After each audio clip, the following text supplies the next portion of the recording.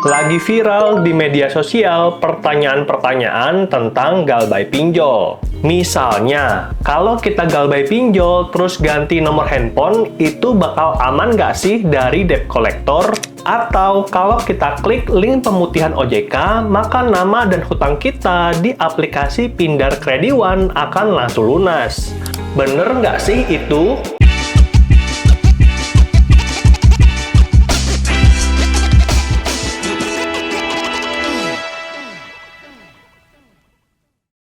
Menarik nih. Jadi, di video kali ini aku mau lurusin tentang kedua hal tersebut karena yang bikin kita terjebak hutang yang makin dalam itu bukanlah karena pinjol, tapi karena informasi yang salah yang kita dapatkan dari sosial media.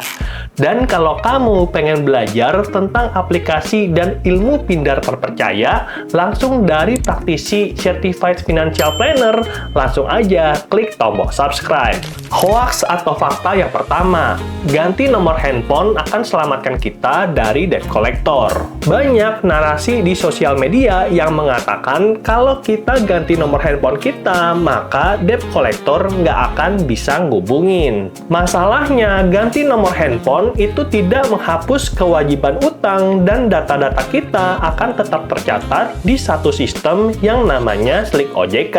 Apalagi sejak 2025, semua pindar yang resmi dan legal OJK itu wajib untuk mendaftarkan pinjaman kamu ke dalam sistem Slik OJK dan BI Checking, dan itu termasuk ke dalam NIK, rekening bank, dan juga kontak darurat.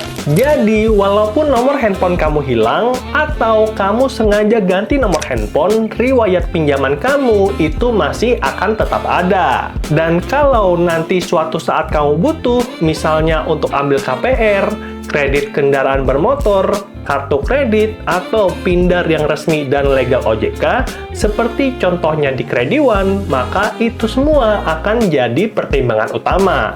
Apakah kamu ada riwayat galbay, ada riwayat telat bayar? Jadi, jangan sampai kita salah fokus, karena yang harus diselesaikan itu adalah kewajiban utangnya, bukan nomor handphonenya. Hoax atau fakta yang kedua, link pemutihan data dari OJK. Ini juga lagi viral di Facebook dan juga TikTok yang mengatakan kalau kamu klik link ini, lalu isi informasi data diri, maka nama dan hutang kamu akan langsung bersih. Bahkan ada juga yang buka layanan untuk menyelesaikan utang kita dengan menerapkan apa yang namanya sukses fee. Nah, stop dulu sampai di situ. Stop. OJK tidak pernah menjanjikan untuk menghapus data kita hanya karena kita bayar nominal tertentu kepada pihak ketiga. Dan bisa jadi kamu itu sasaran empuk para penipu karena mereka ingin memanfaatkan rasa emosional dan rasa takut kamu. Makanya kalau ada orang yang kirim link DM, Instagram, atau Telegram untuk meminta data-data kamu dalam rangka membantu pemutihan hutang-hutang kamu, hati-hati, itu 99,999% pasti penipuan. Tidak ada yang namanya jasa hapus Slik OJK, tidak ada yang namanya orang dalam OJK. Yang ada nanti kamu ditipu. Udah kamu datanya ngasih dengan sukarela, lalu diminta untuk bayar, ketipunya 2 kali. Data dicuri, uang juga dicuri, dan hutang-hutang kita tetap masih ada. Udah jatuh tertimpa tangga. Jadi kamu hati-hati, jangan panik, dan akhirnya percaya pada hoax. Cek dan recheck lagi apa informasi yang kamu dapatkan kepada teman-teman, dan kamu juga bisa cek dengan drop pertanyaan kamu di kolom komentar. Jadi, apa yang bisa kita lakukan, Bang? Oke, pada video kali ini aku akan kasih 3 cara membersihkan nama yang benar. Dan stay tune terus karena kita akan bahas dari yang pertama adalah negosiasi pokok. hubungi langsung pinjolnya dan jelaskan kondisi kita. Minta keringanan bunga, penghapusan denda, bahkan restrukturisasi. Karena banyak banget platform legal yang membuka opsi ini kalau kita komunikatif, jadi jangan kabur dari tanggung jawab. Lalu, cara yang kedua adalah minta surat keterangan lunas. Ketika kamu udah negosiasi dengan bank dan semua kewajiban kita itu sudah terpenuhi, ini saatnya untuk kita minta bukti pembayaran dan surat lunas resmi. Lalu kita simpan baik-baik, dan kalau ada dispute di kemudian hari, maka kita akan punya bukti yang kuat. Dan cara yang ketiga, cek slik OJK kita secara berkala. Tadi aku udah sampaikan bahwa Pindar resmi dan legal OJK wajib untuk menyampaikan hutang-hutang kita lewat slik OJK. Dan kita bisa cek lewat website resmi OJK yang namanya iDebtku, alamat linknya yang ini, dan aku udah kasih tutorialnya di video ini. Oke, semoga 3 cara tadi bisa bantu teman-teman untuk menyelesaikan utang-utang kita dan jangan sampai termakan oleh hoax yang akan buat kamu udah jatuh tertimpa tangga. Teman-teman, yang namanya masalah utang itu bukan soal malu, tapi soal tanggung jawab.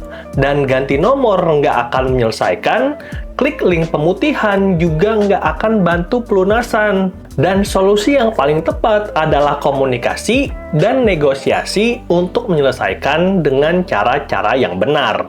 Nah, kalau kamu pengen tahu lebih banyak soal tata cara kelola pinjaman dengan aman dan legal, pastikan sesuai dengan aturan OJK terbaru di 2026. Dan OJK sudah bilang kalau hutang pinjol maksimal 30% dari penghasilan. Jadi, kalau kamu gajinya itu 10 juta, artinya cuma 3 juta yang boleh dipakai untuk bayar pinjol tiap bulan. Sebagai contoh, kita mau ambil pinjaman di Krediwan itu 10 juta. Nah, ini aman banget untuk tempo 150 dan 180 hari karena cicilannya kurang dari 3 juta, tapi sangat riskan untuk tempo 90 dan 120 hari karena cicilannya lebih dari 3 juta. Jadi, teman-teman yang akan mengambil pinjaman daring atau Pindar itu juga harus bijak. Jangan sampai kita telat atau gagal bayar karena salah kalkulasi, apalagi Pindar-Pindar ini itu sudah transparan. Dan seharusnya dengan perhitungan yang tepat, Pindar-Pindar tersebut bisa mempercepat langkah hidup kita, bukan malah menambah beban hidup. Oke, mungkin itu aja video kepada hari ini, dan kita udah menjawab beberapa fakta dan hoaks tentang apa yang terjadi di media sosial terkait dengan isu Galbay. Kalau kamu ada pertanyaan, langsung aja drop di komentar, dan kalau kamu suka dengan kontennya, langsung aja klik tombol subscribe. Sampai jumpa di video berikutnya. Bye!